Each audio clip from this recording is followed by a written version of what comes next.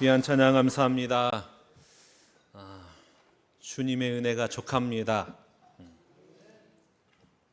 무덥거나 비가 내리거나 춥거나 건강하거나 질병에 들었거나 그 모든 것이 하나님의 은혜이고 하나님의 은혜가 족한 줄로 믿습니다. 그 믿음으로 이 땅을 살아갈 때에 우리 안에 말할 수 없는 하늘의 평안함이 밀려올 줄로 믿습니다. 이 한 주간도 그런 은혜의 힘을 얻어서 또 이 땅을 믿음으로 살아내는 우리 모든 성도님들 될 수 있기를 주님의 이름으로 축복합니다. 요한복음을 보면은 예수님의 표적 7가지가 기록되어 있습니다.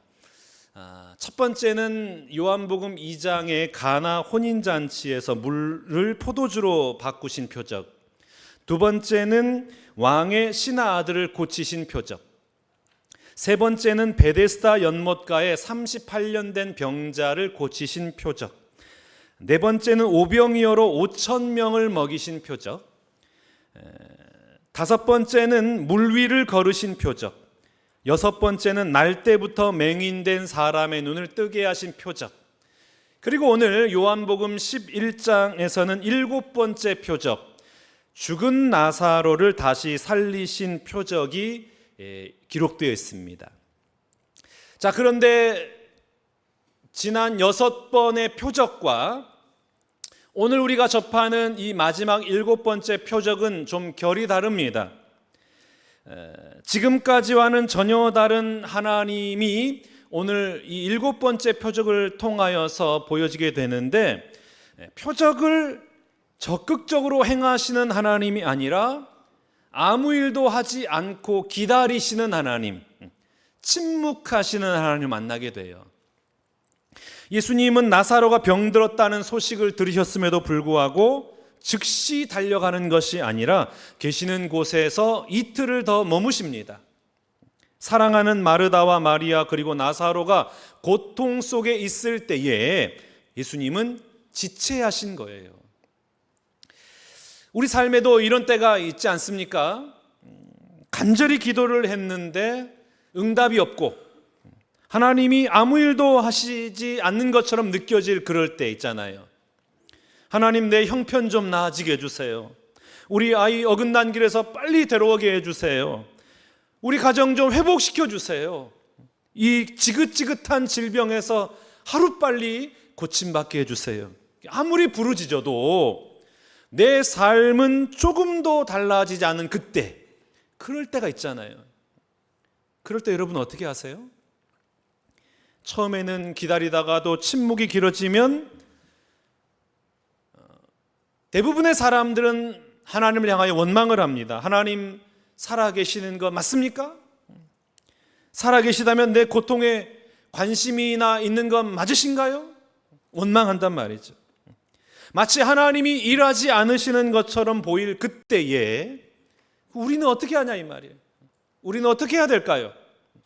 오늘 본문 말씀을 통해서 하나님께서 왜 응답을 지체하시는지, 그리고 그 주님의 기적을 막아서고 있는 진짜 방해물, 진짜 장애물이 누구인지를 살펴보고 다시금 하나님을 향하여 그 신뢰를 회복하고 이 땅을 믿음으로 살아내는 저와 여러분 모두가 되시기를 주님의 이름으로 축복합니다. 우리 첫 번째, 내가 죽어져야 부활의 영광이 임합니다. 3절 말씀 보겠습니다. 이에 그 누이들이 예수께 사람을 보내어 이르되 주여 보시옵소서, 사랑하시는 자가 병들었나이다. 오늘 본문을 보면 예수님과 이 가정에 매우 특별한 관계를 설명해 주는 단어가 있는데 그 단어가 뭡니까? 사랑하시는 자예요. 5절 말씀을 보면 동일한 단어가 기록되어 있는데 예수께서 본래 마르다와 그 동생과 나사로를 뭐 했더라? 사랑하시더니, 사랑한 거예요. 그러니까 이 가정은 예수님께서 특별히 아끼고 사랑하는 사람들이에요. 자, 여러분, 내가 정말 특별히 아끼고 사랑하는 사람은 어떻게 합니까? 가장 좋은 것을 주고 싶잖아요. 우리 사랑하는 연인들을 생각해 보면 금방 알 수 있지 않겠습니까? 내 사랑하는 애인이 아프다고 전화가 왔어요. 오빠 나 아파. 그럼 어떻게 해야 돼요? 당장 약사 들고 뛰쳐가야죠. 어디 아팠어. 그런데 다른 용무가 있어서 사랑하는 사람의 아프다는 소리를 흘려버린다면 어떻게 되겠어요? 자기 그럴 수 있어? 그렇게 안 봤는데 당신 그렇게 매정한 사람이었어? 지금까지 날 사랑한다는 소리는 다 거짓이었던 거야? 이렇게 반응하지 않겠습니까?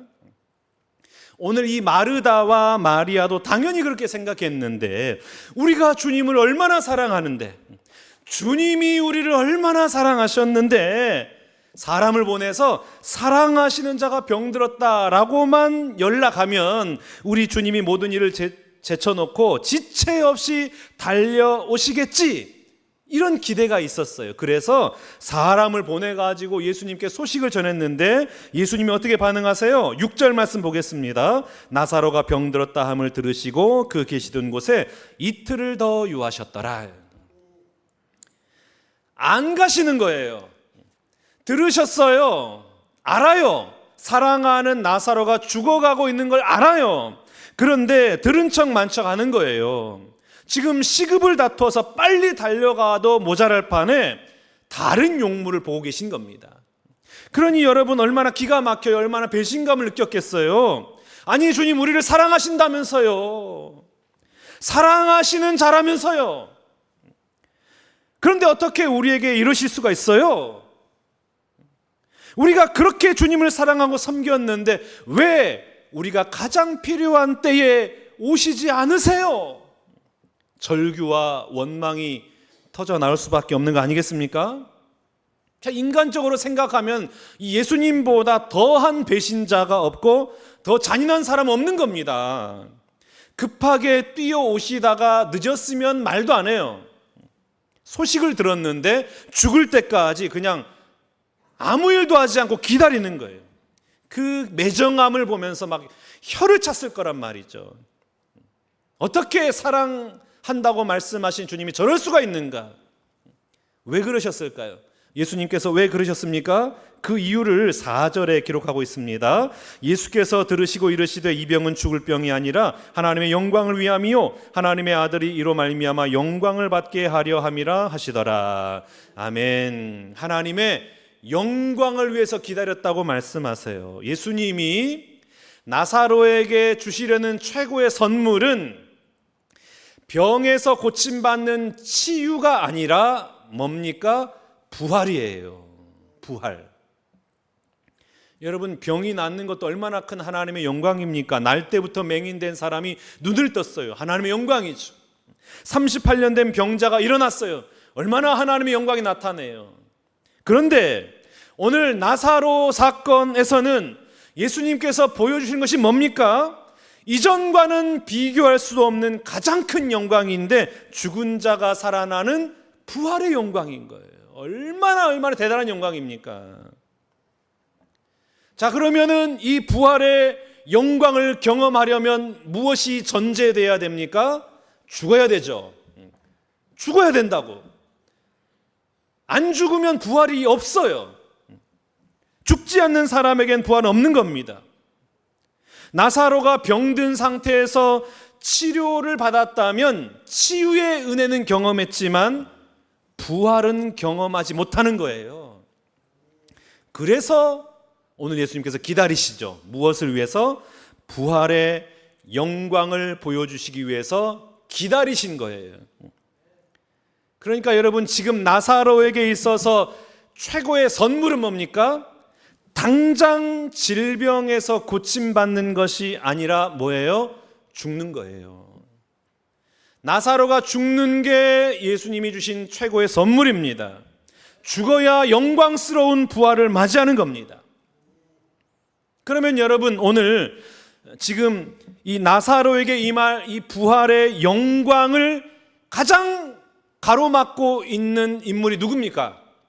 나사로 자신과 아이러니하게도 나사로를 가장 사랑하는 마르다와 마리아가 부활의 영광을 가로막고 있는 거예요. 부활이 있기 위해서는 기다려야 되는데 못 기다려요. 빨리 오라는 거예요. 그 부활 그거 모르겠고 지금 당장 고침받아야 되니까 빨리 오세요. 이렇게 이야기하고 있는 것이죠. 그런데 오늘 부활의 영광을 막아서는 영적 무지는 마르다와 마리아뿐만 아니라 예수님 곁에 있는 제자들도 마찬가지입니다. 예수님께서 이렇게 말씀하세요. 15절 말씀 보겠습니다. 내가 거기 있지 아니한 것을 너희를 위하여 기뻐하노니 이는 너희로 믿게 하려 함이라. 그러나 그에게로 가자 하시니, 오늘 나사로가 죽은 일은 기뻐할 일이고 이 사건 이후로 너희의 믿음이 더 좋아진다고 말씀하세요. 그러니까 이 예수님 말씀을 듣고 제자 중 한 명이 이렇게 반응합니다. 16절 말씀 보겠습니다. 디두모라고도 하는 도마가 다른 제자들에게 말하되 우리도 주와 함께 죽으러 가자 하니라. 아, 그래? 죽음이 그렇게 좋은 거야? 그러면 우리도 죽으러 가지 뭐. 우리 다 함께 죽자. 이렇게 말하는 거예요. 자, 그런데 이렇게 말한 사람이 누굽니까? 의심의 상징인 도마예요. 다른 제자가 이렇게 말했다라면 그 뜻은 다른 의미를 얼마든지 우리가 유추해 볼 수 있겠는데, 의심 많은 도마가 이 말을 했다면, 매우 현실적인 도마가 이 말을 했더라면 이 말은 무슨 뜻이에요? 지금 예수님의 말이 말도 안 된다라고 하면서 지금 비꼬고 있는 거예요. 여러분, 오늘 우리가 구원받는 데 있어서 가장 방해가 누군 줄 아세요? 가장 첫 번째가 나 자신입니다. 그리고 두 번째가 소위 나를 사랑한다고 하는 인간적인, 인본적인 사랑으로 사랑하는 내 주변 사람들이에요. 나를 사랑하고 나를 걱정하는 사람들이 주님의 부활의 영광을 방해하고 있는 장애물이 된다는 거죠. 여러분 생각해 보세요. 오늘 우리가 얼마나 사랑이라는 이름으로 많은 것을 통제하고 있는지 모릅니다. 자녀를 사랑한다고 하면서 내가 정한 길로 끌고 가져요. 남편과 아내를 사랑한다고 하면서 내가 원하는 모습으로 상대방을 바꾸려고 해요. 교회를 사랑한다고 하면서 나의 의로움으로 판단하고 정죄한단 말이에요. 그러면서 항상 하는 말이 뭡니까? 다 사랑해서 그래. 다 사랑해서 그런 거야. 다 너를 위해서 그러는 거야. 물론 사랑해서 그러는 것이겠지만, 그런데 이런 자기중심적 사랑이, 인본적인 사랑이 자녀와 가족의 구원의 길을 막고 있다는 것을 아셔야 됩니다. 그걸 아셔야 돼요. 여러분, 나사로의 부활을 가로막고 있는 가장 큰 장애물은 나사로를 가장 사랑하고 가장 걱정하는 마르다와 마리아의 조급함이에요. 그리고 예수님의 말씀을 어느 누구보다도 잘 알고 있는 제자들이에요. 그리고 그 바탕에 깊이 뿌리내린 내가 옳다, 내가 안다, 내가 해결해야 된다, 내가 해결할 수 있다 라는 이 자기 확신이라는 거죠. 그래서 참 신앙생활에서 제일 힘든 게 뭐냐면, 밖에서 오는 고난은 얼마든지 우리가 이겨낼 수 있습니다. 밖에서 오는 박해와 핍박은 얼마든지 이겨낼 수 있어요. 그런데 하나님보다 항상 앞서 나가는 내 자아, 내 감정, 내 혈기, 내 이기심, 내 자존심, 이건 참 너무 힘든 거예요. 이거 조절하기가 너무나 힘든 거예요. 그러니까 신앙생활에 있어서 가장 또 중요하다고 볼 수 있는 게 뭡니까? 먼저는 내 조급함이 죽어야 되는 거죠. 나의 의로움이 죽어야 되고, 내 이기적인 열심이 죽어야 되고, 내가 내 가족의 구원자라는 이 착각이 죽어져야 되는 거예요.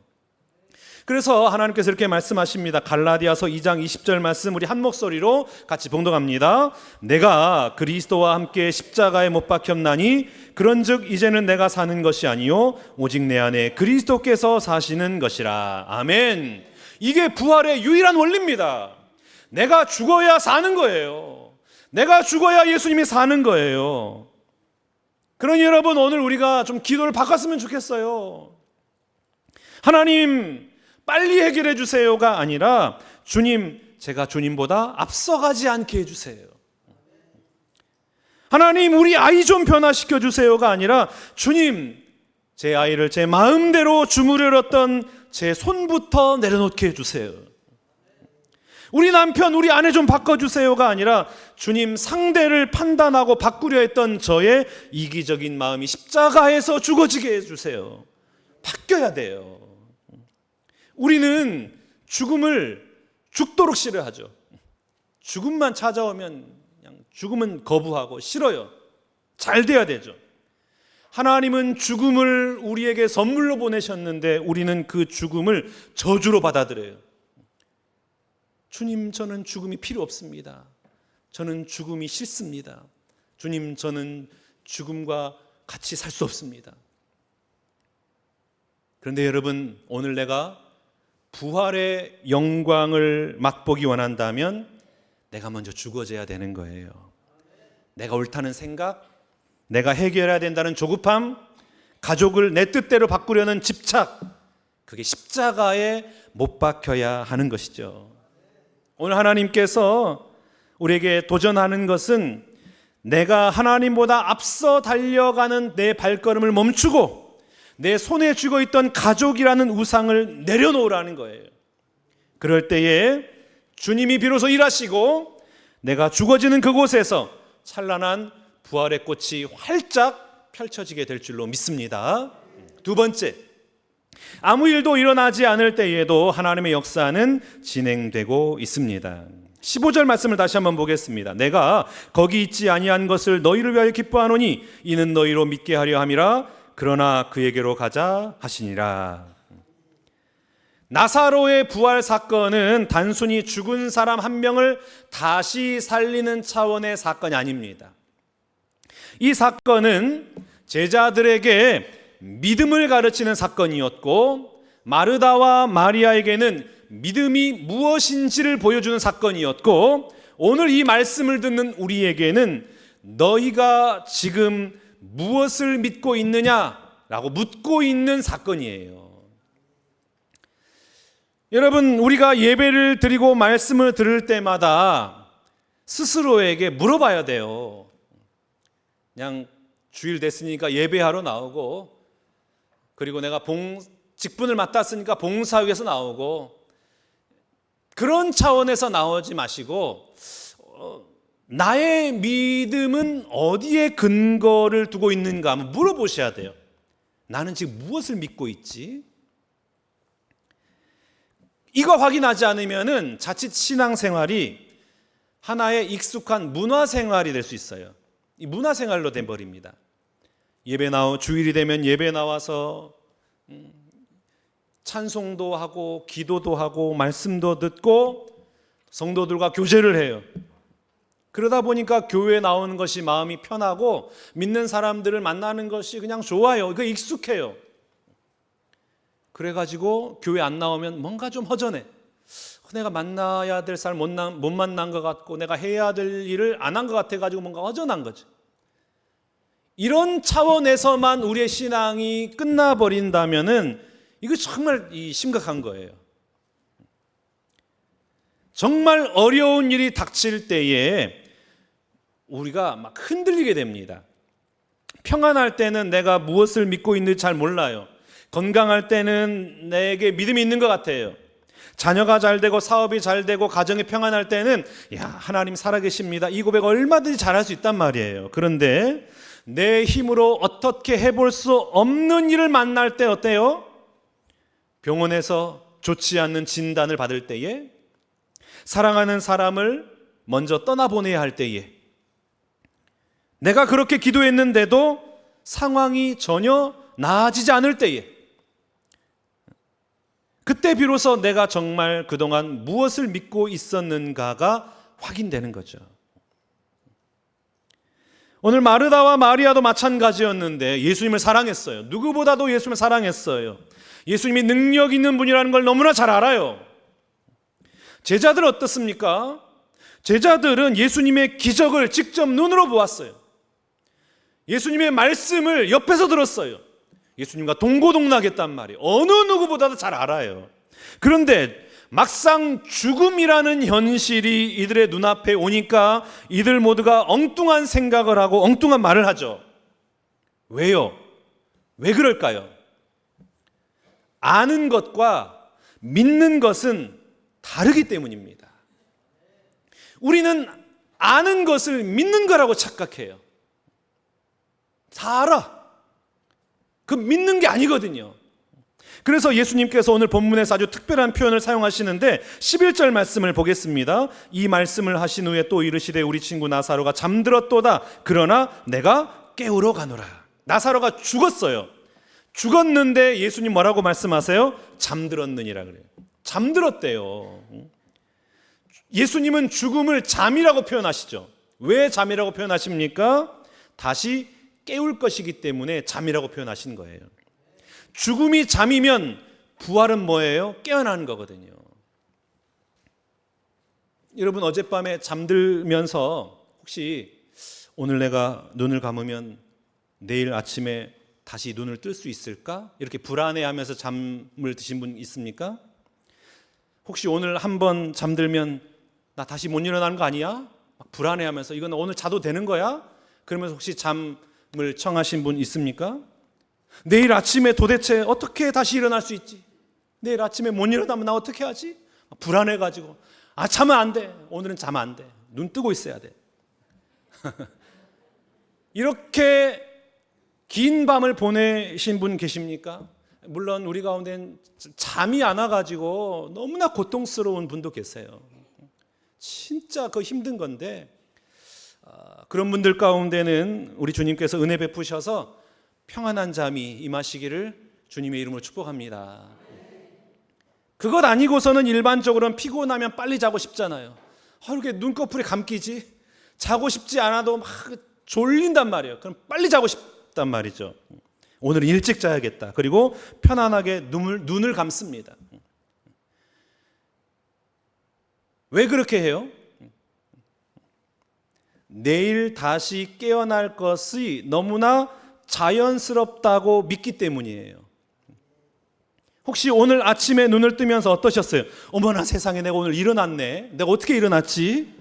이런 분 계십니까? 막 볼을 꼬집으면서 이거 꿈이야 생시야 이거 나는 죽어 있어야 되는데 내가 어떻게 이렇게 살아있지? 이런 분 계셔요? 없잖아요. 왜요? 잠들었다가 다시 깨어나는 것을 너무나 자연스럽게 믿고 있기 때문이죠. 그게 믿음이에요. 믿음. 여러분 우리가 오늘 고난의 한복판에서도 자유할 수 있는 이유가 뭘까요? 아무런 변화가 없어요. 그럼에도 평안할 수 있는 이유가 뭡니까? 기도한 대로 이루어지지 않았음에도 불구하고 또다시 기도하는 이유가 뭐예요? 내 자녀가 아무런 변화가 없어요. 그럼에도 불구하고 그 아이를 바라보며 소망을 가질 수 있는 이유가 뭡니까? 병원에서 내가 듣고 싶은 이야기를 못 들었어요. 그럼에도 불구하고 하나님을 찬송하는 이유가 뭡니까? 믿음이죠. 믿음 때문이에요. 어떤 믿음이에요? 단순히 잘 될 거라는 막연한 긍정이 아닙니다. 내가 원하는 일이 언젠가는 반드시 이루어질 거야 라는 자기 확신도 아니죠. 뭐예요?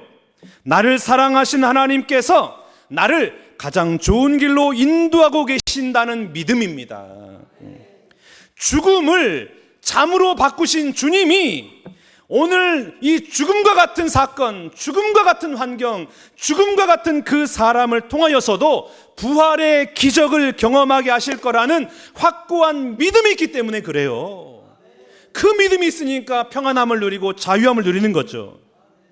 세상은 문제가 없어야 평안하다 그래요. 통장에 잔고가 많아야 평안하다 그러고요. 자녀가 잘 돼야 평안하고 건강검진이 잘 나와야 평안하다 그러고 내가 원하는 대로 일이 풀려야 평안하다 그럽니다. 그런데 예수를 믿는 우리에게는 다른 평안이 있어요. 아무런 변화가 일어나지 않았는데도 평안해요. 상황은 어제와 똑같은데 평안해요. 왜 그렇습니까? 하나님이 지금도 일하고 계신다는 사실을 믿기 때문입니다. 내가 보지 못한다고 하나님이 일하시지 않는 것이 아니잖아요. 내가 느끼지 못한다고 하나님의 역사가 멈춘 게 아닙니다. 기도에 아직 응답이 보이지 않는다고 하나님이 내 기도를 외면하신 것이 아닙니다. 그러니 여러분, 혹시 아무 일이 일어나지 않는다고 낙심하지 마십시오. 낙심할 필요 없어요. 하나님께서 침묵하시는 것처럼 보여도 하나님의 손은 멈추지 않으십니다. 나사로가 죽어가는 동안에도 하나님의 역사는 진행되고 있었고, 마르다와 마리아가 울고 있는 동안에도 하나님의 역사는 진행되고 있었고, 돌무덤이 닫히는 그 순간에도 하나님의 역사는 진행되고 있었던 것입니다. 그들은 죽음이 진행되고 있었다라고 생각했지만 하나님은 부활을 진행하고 있었던 거예요. 이게 바로 오늘 우리가 붙잡아야 할 믿음입니다. 내 삶에서 아무 일도 일어나지 않는 것처럼 보여도, 내 자녀에게 아무런 변화가 없는 것처럼 보여도, 내 기도가 허공으로 사라지는 것처럼 보여도, 내 형편이 어제와 똑같아 보여도 하나님은 여전히 일하고 계심을 믿습니다. 여러분, 내가 원하는 길보다 주님이 이끄시는 길이 가장 좋은 길임을 믿습니다. 내가 원하는 시간보다 주님이 주시는 때가 가장 좋은 때임을 믿습니다. 내가 보는 현실보다 나를 사랑하시는 주님의 판단이 훨씬 선하심을 믿습니다. 아무 일도 일어나고 있지 않는 것처럼 보여도 하나님의 역사는 지금도 진행되고 있음을 믿습니다. 이것이 믿어지고 깨달아지는 은혜가 여러분 가운데 임하시기를 주님의 이름으로 축복합니다. 사랑하는 우리 신관계 성도 여러분, 오늘 내 부활을 가장 방해하는 것이 다름이 아니라 내 안에 나사로와 내 안에 마르다와 마리아와 내 안에 도마라고 말씀하십니다. 지금 여러분은 무엇으로 날 향한 예수님의 선한 계획을 방해하고 계십니까? 그리고 예수님이 주신 이 죽음의 선물을 비웃고 있는 내 안에 있는 의심은 무엇이 있습니까? 오늘 이 아침에 내 안에서 하나님의 역사를 가로막고 있는 자아는 십자가에 못 박아 죽어지고, 보이지 않아도 일하시는 그 주님을 끝까지 믿음으로 하나님께서 준비하신 부활의 영광을 삶으로 경험하며 다시 일어나는 우리 신관계 모든 성도님들 되시기를 주님의 이름으로 축원합니다. 다 함께 일어나실까요? 우리가 함께 찬양하겠습니다.